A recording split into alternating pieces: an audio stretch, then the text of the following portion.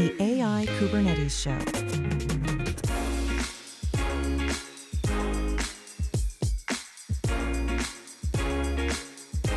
Hello, and welcome to the AI Kubernetes Show. I am your host, William Chia. Here we are live from KubeCon in Atlanta on the Expo Show floor, where we are talking to some fantastic people and some great minds about how AI is impacting the world of software development in general and platform engineering in particular. I'm very excited to have with me today Troy Connor, who is a senior software engineer at Microsoft, but is also a maintainer for several open source projects, including Porter and Kubernetes SIG controller-runtime. Troy, welcome to the show. Thank you, William. I'm stoked to have you here. I think your perspective is pretty interesting because you are both an enterprise software developer, but also an open source maintainer. Yes. So AI stuff aside, I'm just curious, how do you personally balance this, the work-life balance of being an open source contributor to external open source projects, and also, having the day job as an enterprise software developer? That's a very interesting question, and thank you. What I do personally is that this is part of the community. So to stay a part of the community, I always contribute, and I think how I manage both is to understand that it's part of my job. It's part of my job to continue to respect and even contribute to some software that I intend to use. And it actually makes my job a lot easier if I'm helping to contribute the things that we consume. I love that a lot. I've been in open source a long time. And for some folks, there's animosity between business and open source. And I've always seen them as very complementary. In this case, your contributions to open source, are helping your business because it's the software you use. Absolutely. And it's even better because at the time you can influence the direction of the businesses that you need to use the software and even reflect that back with how you consume it. So as a part of the enterprise software we sell, I can actually contribute to the things and allow that to be enterprise safe, available for people to consume. This, I think, is super critical as well in the world of open source, that the folks contributing to projects are coming from a diversity of places. If it's all startups, you get that mindset. If it's all enterprises, you get that mindset. But you're able to bring your enterprise mindset to open source contribution. Yes, indeed. I'm curious, is there like a story or an example where that may have happened in, I don't know, the last year or 6 months of, we were working on this feature, or I suggested this capability or logged this issue because I knew it was good for other enterprise organizations? Well, yes. So because I work on controller-runtime, that is basically every single operator that's in existence in this place that we're at KubeCon today. So it's basically the crux of how people get to utilize the software. But we noticed that there were some capabilities that were limited until we decided we can start utilizing those things for our own self-interest. And because our own self-interest kind of perpetuated down the line what's available for other people to use, it grew legs and started to become valuable for not only ourselves included, but the ones who want to consume it. So it's really great because it's not just our company doing this, you're collaborating with folks that you probably would never work with ever in your life unless you decided to contribute to open source. So some of the features that we've built into the controller runtime have now grew legs to be shipped, and people are using them in production today. And it's a benefit that I think not only we use, but also other teams as well. That is phenomenal. And then, of course, the topic of the day is the AI Kubernetes Show. As either an open source software maintainer or an enterprise developer, how is this proliferation of AI tools and greatness and mess, how is that impacting your day-to-day? It's interesting because it's adopting a new workflow that you may not be used to, trusting the tooling that you have, right? There's instances where you want some deterministic behavior that we deliver. A lot of what we do is in YAML. So of course you want to be able to declaratively do things that is going to come out on the other side exactly as you decide. However, some of the tooling that we use can kind of make that faster or even make it slower. So it's an interesting bag right now because we're still learning, or at least I'll speak for myself. I'm still learning the best way to apply those efforts within my own contribution scale. This is a common thread in all of my conversations. Some people are very bullish. AI tooling is increasing our velocity and increasing our output. Other folks are saying, not so much. Sometimes it can decrease my output.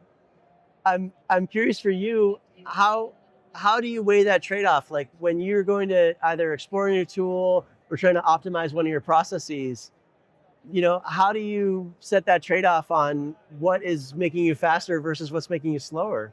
Well, when you have a certain domain knowledge over the thing that you're using and building, I think that's an easy answer to say, I don't need to trust the AI capabilities because I already know exactly what it is that I need to do. Now, entering a new space, I can ask the AI, hey, help me what this function, help me understand this function, and it can help you do that.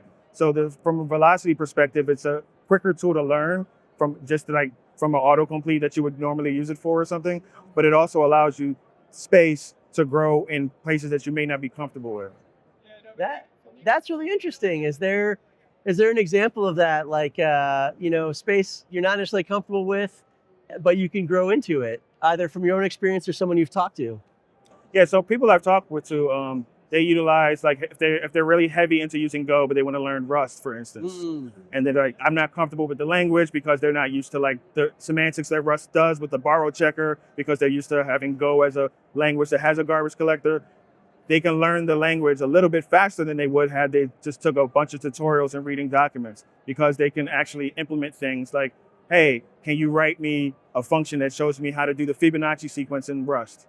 And then they can compare their own learnings from that situation because they could do it much faster than them trying to understand the syntax.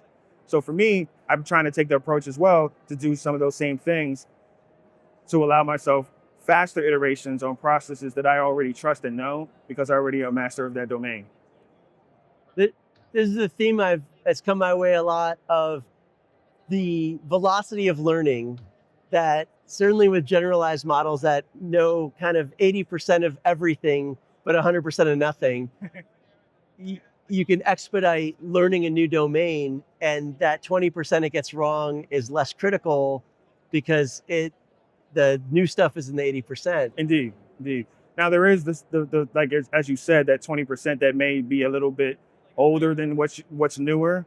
So depending on what model you're using, you might be having a lot of outdated information, which will kind of sidestep the learning that you want to happen. So it is carefully applied AI to understand the best use case. And I think it's still early enough where we can adopt new workflows, which is going to actually help us go faster in instances that we provide. So I do think there's legs to grow there.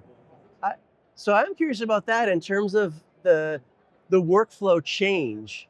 What's an example of maybe something you were doing 2 years ago that you'd done for 10 years and thought this is a workflow, but now you do it differently? So a lot of times people were throwing things at CI and having tests ran locally because they felt like that was the easiest chance to build integration tooling. But now we can actually be confident with agents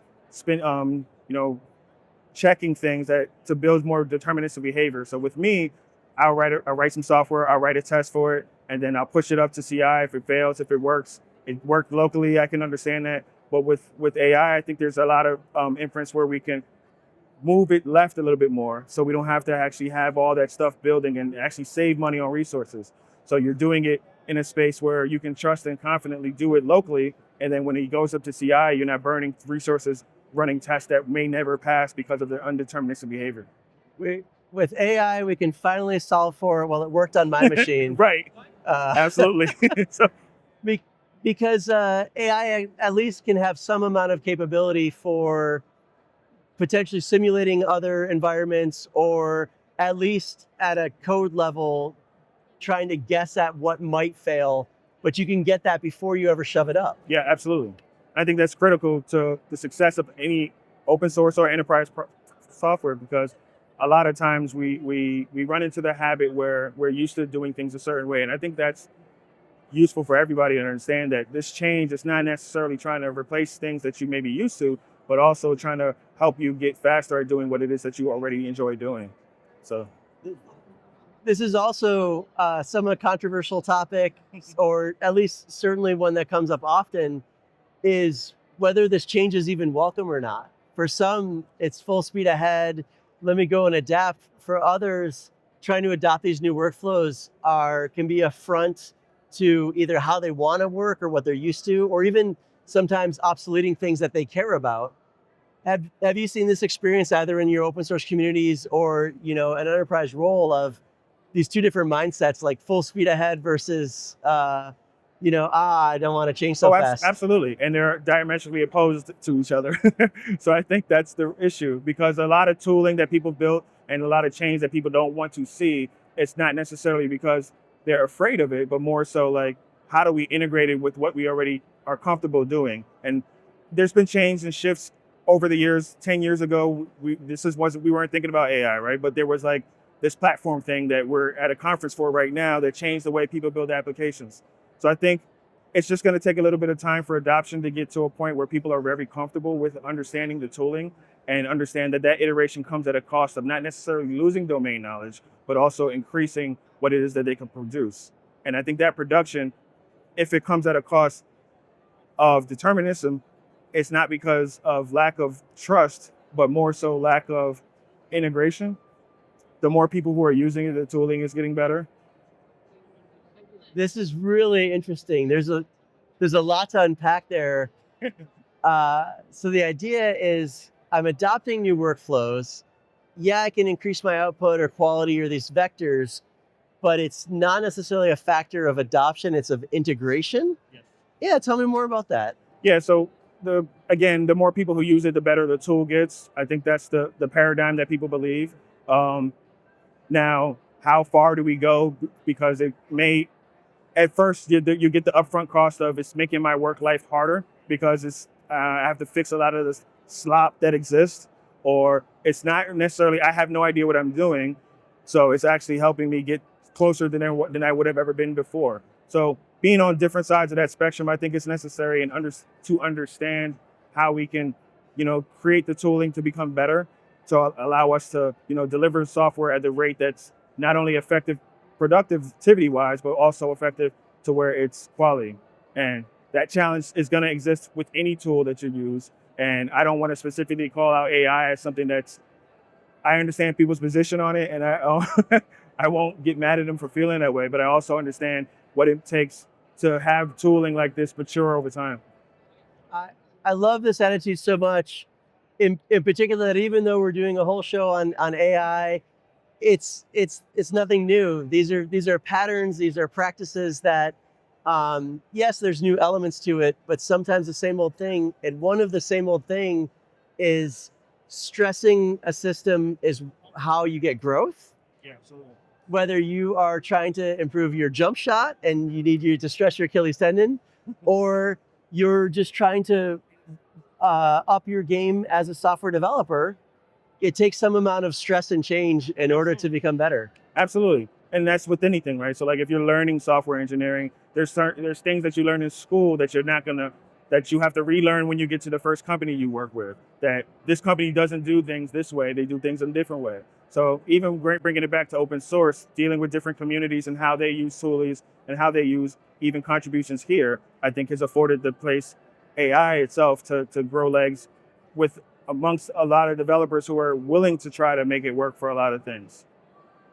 And I love also the open source mindset that I even detect, even as you talk about integration, the more people that use it, the better. That's a very open source view often versus sometimes proprietary can be the opposite. Right. But as an open source maintainer, how are you seeing this crop of AI tooling changing what it means to be a maintainer or contributor? So there was a great talk that I went to this weekend at the Maintainer Summit, where they actually talked about AI policies within the repositories that you create, and like what does it mean to give a contribution from AI, right? AI can't sign a contributor license agreement. So how does it continue to like help you develop? Are you now responsible for the contribution that you made using AI, so you can be accountable for the change? That means you signed the license. That talk was great. There were some actual strategies around that, but it also leaned into something different. That there's a belief that at least the CNCF has, because they allowed us to be enterprise GitHub users if you maintain projects, to have access to Copilot as an AI tool available. So I think that they know the value exists, and how we utilize the value within the open source projects that we maintain is going to be up to each individual person and around policy that we can create. So I think that in itself is showing that there's a tool here that's available for us to use, and how we use it may not be defined individually, but as a community, I think we believe in it to go forward with it ourselves. That that is one of the deep lessons for me as a passionate open source enthusiast, as a software enthusiast, that the lesson we can take from open source is that it's not each individual figuring it out, but the community figuring that out together. Yes. Uh, that is spectacular for folks here at the show. What's the thing that we need to figure out that's maybe not being asked about enough as a community? What do we need to be talking about? Access, Okay. accessibility. I think that's a big one, because I think what happens is that it's easy to consume the tool. To contribute is a little bit difficult, and how you contribute and what you're allowed to contribute and what it means to contribute are all different levels when it comes to open source. And that structure as it exists is available for everyone, but I think it's a little bit harder to maintain without tooling like AI, that it makes it easier for people to contribute. So I think the growth that it's going to have with not only the industry with AI and Kubernetes itself, it's just going to be open source tooling that creates the pathways for industries to follow. Because if you think about it, like, what was all of these projects were birthed out of some problem that needed to be solved, and then companies got built around them, and now there's enterprises relying on them. So I think even in itself, that is probably one of the ways that AI is going to increase adoption and help open source contributors feel comfortable with utilizing the tooling with the access they may have. That that I think is extremely powerful, and a theme that has emerged, that as a maintainer, AI can be ruining your life because now you have so many PRs and this velocity increase. It can really lead to maintainer burnout and making your job more difficult. But if you're a maintainer trying to grow your open source community, in the past, to onboard was very difficult. The access was closed to certain folks, but now it can be open to much more, like many more groups of people, using AI to onboard, using AI to learn about your code base. This can drive accessibility for folks. Oh, absolutely. And like even things where like uplifting dependencies and getting to a point where you're, trusting the tooling to do reviews for you, right? Or it's looking at YAML structure. And if you're going to say like, hey, you can use linting tools for that in CI, it probably can happen at the level before it even needs to get ran through the CI to begin with. So like you have these functionalities and capabilities that already existed that you can hand off to AI to do, which might make life easier. So I don't need to review every single PR because it's not even passing this. So as a maintainer, I don't have to look at this. I can actually offboard this to something else to look at because it's capable of doing it, and I can trust that itself. So one of the themes we've also been talking about is how organizations should adapt. This is not necessarily the tools that they put in place, but the processes and the way we interact with each other as humans. And so the question I've asked a few times to software engineering leaders is like, hey, what are you doing in your org to ease this change process, which can be painful for the people in your organization? I'm curious, with your hat, both as a software engineer and as somebody who's maintains open source projects, what's kind of your answer to that? What's the advice you would give to organizations? Like, you want to make this easier or better on your organization to adopt this change set coming on. What's your advice there? Walk slow but run fast. No, in all honesty, I think there's some ways that within the enterprise that the change has to be slow and trusted, and I think that's going to help build confidence in the tooling that exists or even the process to begin with. That has to start with policy. That has to start with up above with leadership to express the value and why this driving change may be helpful in the interim. Now with open source, I think it's also the same way where we can build a conformance model to allow each other to not only adopt the stuff that we're utilizing, but also, understand the value and what it brings. Because right now, like you said, it's on both different sides. It's controversial. People want to use it. People don't want to use it. I think there's a middle ground where if we can see its capabilities, okay, it's really good at doing this. Let's start having it do this across the board. We trust that. It gets better at doing the next thing. We can actually iterate over the process and have it be almost like a worker that is with us and teach it well enough so it can continue to grow and adoption could increase. That's my belief because I've seen, at least last year it was big AI, this year it's big on AI, and it's gotten better since last year, right? So I think we're going to see it get better over time, and throughout that time, it's going to actually help us contribute a little bit better.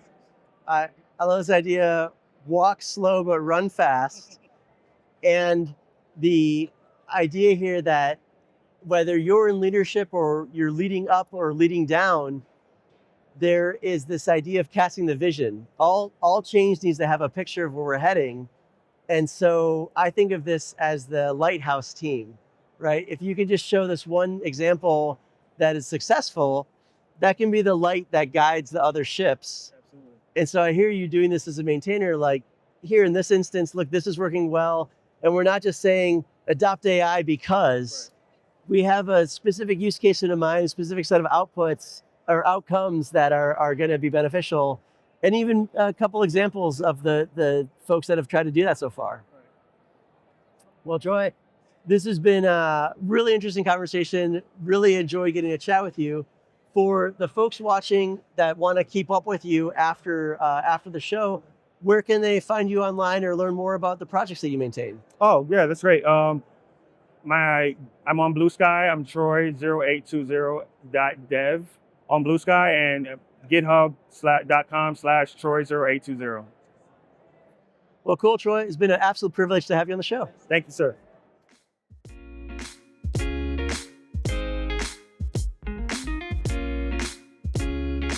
Created by the team at buoyant.io.